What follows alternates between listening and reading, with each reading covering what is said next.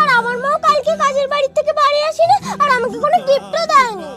এদিকে সংসারই চালাতে পারি না, তোকে গিফট দেবো কোথা দিয়ে? আর এদিকে এখনো ঘর ভাড়ার টাকাই দিতে পারিনি, এত কিছু দাবি করলে হবে বল? মা হয়েছে, সন্তানদের খুশি রাখা তো তোমার দায়িত্ব। আমিও সব দেখতে যাব না, আজকের মধ্যে আমার টেডি চাই চাই।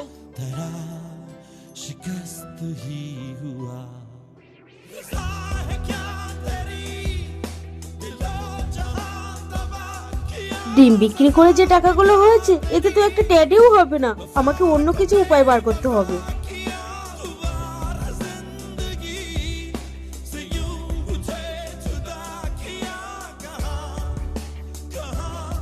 বাবা এই নে তো ট্যাডি।